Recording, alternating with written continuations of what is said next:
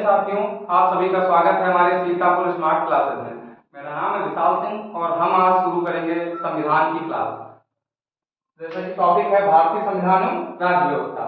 तो संविधान शुरू करने से पहले ये तो पता होना चाहिए कि संविधान है क्या। तो हम लोग कोशिश करेंगे, सबसे पहले मैं आपको बताऊंगा कि संविधान क्या है। ठीक है, तो सबसे पहला टॉपिक है कि संविधान क्या है।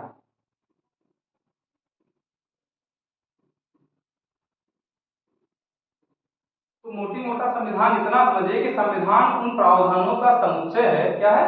समुच्चय। संविधान उन प्रावधानों का समुच्चय है जिनके आधार पर किसी देश का शासन चलाया जाता है। कोई देश कैसे चलेगा, उस देश में सरकार कैसे काम करेगी, उस देश में लोग कैसे काम करेंगे, उन सबका समुच्चय क्या है? संविधान है। एक रूल बुक है, एक नियम कानून की किताब ऐसी है जिसके द्वारा देश का शासन चलाया जाता है। तो एक वर्ड जो है संविधान। तो किसी भी देश को चलाने के लिए जो सबसे ज्यादा जरूरी जो चीज है वो संविधान होती है। फिर अगला एक शब्द आता है, आपने कभी सुना होगा संविधानवाद। संविधानवाद। अब ये क्वेश्चन, ये सब तो आप लोगों के लिए शायद नया हो कि संविधानवाद क्या है। तो संविधानवाद बहुत आसान चीज है। संविधानवाद जो जो कॉन्सेप्ट है ये बहुत आसान है। ये बताता है कि संविधान होने के साथ साथ संविधानवाद जरूरी है क्योंकि शासन जो है सीमित होना चाहिए।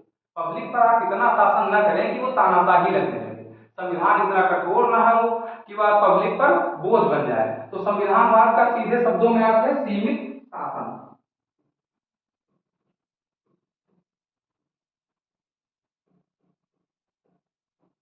अब सीमित शासन क्या है, अगर आप समझेंगे थोड़ा, तो सीमित शासन ये है कि जहां पर शक्तियों का पृथक्करण हो। जैसे कि हमारा नीति निर्देशक तत्वों का अनुच्छेद 50 भी कहता है कि न्यायपालिका और विधायिका में शक्तियों का पृथक्करण होना चाहिए।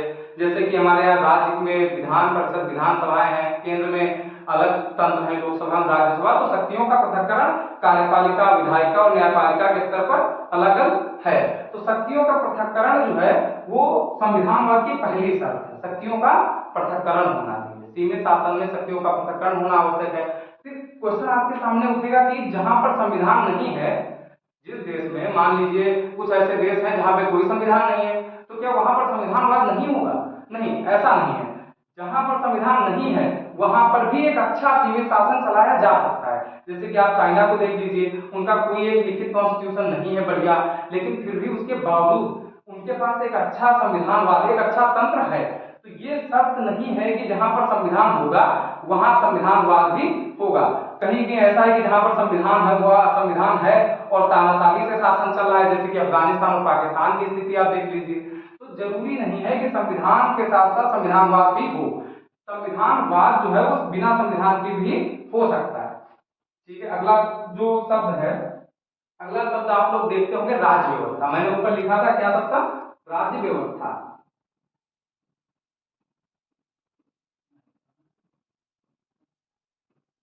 राज्य व्यवस्था। अब संविधान देख लिया, संविधानवाद देख लिया, फिर अगला शब्द जो आ रहा है हम लोगों के सामने वो क्या है? राज्य व्यवस्था। अच्छा, राज्य व्यवस्था सबसे आप क्या समझ रहे होंगे? यही कि जो देश में जो प्रशासन है, जो व्यवस्था है, उसका कैसे संचालन हो। बिल्कुल सही बात। राज्य व्यवस्था जो है, एक टर्म आता है इंग्लिश में कि राज्य व्यवस्था को इंग्लिश में कहते हैं पॉलिटी या पब्लिक एडमिनिस्ट्रेशन। तो polity is the applied form of constitution. क्या वर्ड है? Polity is the applied form of constitution. Constitution में जो रूल्स लिखे हैं, जो आर्टिकल्स लिखे हैं, उनका सबका एप्लीकेशन कहां पर होगा? राज्य व्यवस्था में होगा। मतलब मान लो अगर आर्टिकल 17 लिखा है कॉन्स्टिट्यूशन में कि अस्पृश्यता का जो है उन्मूलन करेगी, तो उन्मूलन कैसे करेगी? फिर सरकार करेगी अस्पृश्यता उन्मूलन कानून बनाकर। तो जो संविधान में कानून लिखे हैं, आर्टिकल लिखे हैं, उन सबका प्रयोग जो है सरकार करती है राज्य व्यवस्था में। तो राज्य व्यवस्था को एक आसान शब्दों में कैसे लिखेंगे कि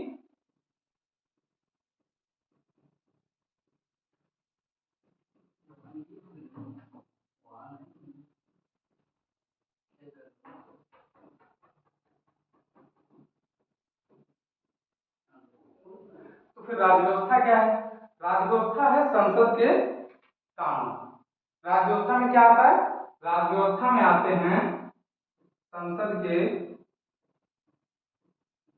कानून। और क्या आएगा, न्यायपालिका के निर्णय।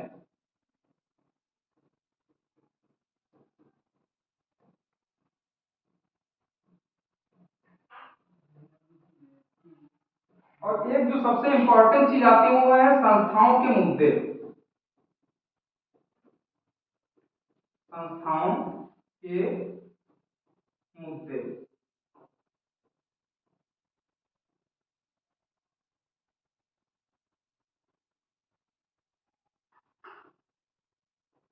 चलिए, तो हम लोगों ने ये देखा कि राज्य व्यवस्था में क्या आएगा, संसद के कानून आएंगे, संसद कानून बनाएगी। अभी मैंने बताया कि अस्पष्टता, अगर आर्टिकल 17 में लिखा है कि संसद सरकार अस्पष्टता का उन्मूलन करेगी, तो उन्मूलन कैसे करेगी, वो उसका प्रयोग करेगी उस आर्टिकल का, और एक एक्ट बना देगी जिसको हम लोग कहेंगे SC/ST एक्ट। ठीक है, उसके बाद न्यायपालिका कोई निर्णय देगी। न्यायपालिका कैसे निर्णय देगी, अगर मान लो कि वहां पे आर्टिकल 19 में लिखा है कि व्यक्ति की गरिमा और उसको जीवन जीने का अधिकार होगा, गरिमापूर्ण जीवन जीने का अधिकार होगा, लेकिन उस पर होगा कैसे, फिर कोई सुप्रीम कोर्ट का निर्णय आएगा, जैसे बाबा रामदेव के केस में आया था कि निद्रा का अधिकार जो है वो मूल अधिकार है। उसी तरीके से ये सब चीजें बनती हैं। उसके बाद जो सबसे इंपॉर्टेंट वर्ड है वो है संस्थाओं के मुद्दे। अब संस्थाओं शब्द आप लोगों के लिए शायद नया हो, तो हम लोग अब चर्चा करेंगे थोड़ा संस्थाओं पर कि संस्थाएं होंगी क्या।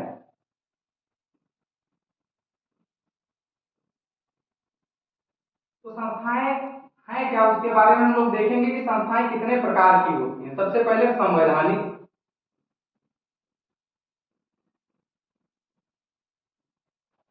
दूसरी होंगी गैर संवैधानिक,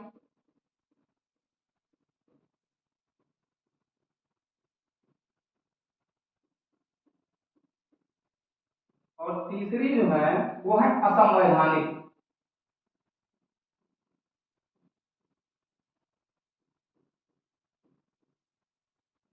संस्थाएं तीन प्रकार की होती हैं, जैसे संवैधानिक, गैर संवैधानिक और असंवैधानिक।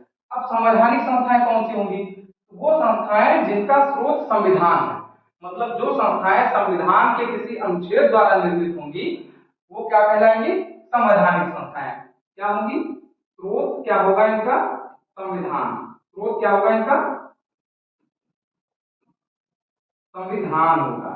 जैसे एग्जांपल, आर्टिकल 324 क्या कहता है, election commission of India, Bharat का निर्वाचन आयोग। जैसे कि आर्टिकल 338 ये कहता है राष्ट्रीय अनुसूचित जाति आयोग, राष्ट्रीय अनुसूचित जाति आयोग। ये क्या कहलाता है, राष्ट्रीय अनुसूचित जाति आयोग। इसी तरीके से 338 का भी है, राष्ट्रीय अनुसूचित जनजाति आयोग। तो जो अनुच्छेदों में वर्णित है, जैसे कि आर्टिकल 280, आर्टिकल 280 जो है वो क्या कहलाता है, वित्त आयोग। तो जो अनुच्छेदों में वर्णित है वो कहलाती है संवैधानिक संस्थाएं, जिनका स्रोत संविधान है, जिनका स्रोत मूल संविधान में और किसी अनुच्छेद में वर्णित है, वो संवैधानिक संस्थाएं कहलाएंगी। फिर गैर संवैधानिक संस्थाएं कौन होंगी, तो पहले गैर संवैधानिक पर आने से पहले हम लोग असंवैधानिक को देख लेते हैं। ये थोड़ा अलग है, ये सबसे अलग है। असंवैधानिक संस्थाएं वो है जो संविधान से बिल्कुल अलग है। क्या है, संविधान से, संविधान के विरुद्ध है। क्या है, मतलब जो संस्थाएं संविधान के विरुद्ध काम करती है। जैसे संस्था का नाम सुना होगा आपने कभी, बब्बर खालसा, एक आतंकी संगठन था बब्बर खालसा। उसके पहले आपने एक संस्था का नाम सुना होगा उल्फा, असम का एक सुना होगा नक्सली संगठन जितने भी हैं, जैसे कि ग्रेटर नागालैंड की जो मांग करते हैं, या इस तरीके से जितने माओवादी हैं, नक्सलवादी हैं, इनके जो संगठन हैं वो आते हैं तुम्हारे असंवैधानिक संस्थाओं में। मतलब वो संस्थाएं जो संविधान के विरुद्ध काम करती हैं, वो काम करती है जो संविधान के अनुच्छेदों का उल्लंघन करते हो। फिर हम लोग देखेंगे जो मेन संस्था है हमारी, वो है गैर संवैधानिक संस्थाएं। कौन सी, गैर संवैधानिक,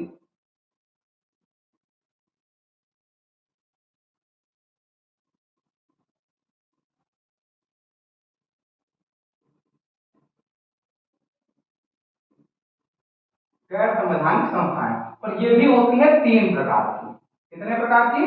3 प्रकार की। पहली सांविधिक, सांविधिक या कानूनी। फिर दूसरी होती है कार्यकारी। अभी एक एक के बारे में समझेंगे, अभी केवल लिख रहे हैं कार्यकारी। और तीसरी जो होती है वो अन्य में आती है, जो अन्य प्रकार की संस्थाएं हो सकती हैं, कुछ भी हो उनके बारे में। तो सबसे पहले हम लोग देखेंगे जो सांविधिक संस्थाएं या कानूनी संस्थाएं कौन सी हैं। तो वे संस्थाएं जिनका निर्माण संसद के कानून से होता है। क्या होता है? निर्माण संसद के कानून। क्या होता है? निर्माण जो होता है जो संसद के कानून से होता है, वे संस्थाएं कहलाती हैं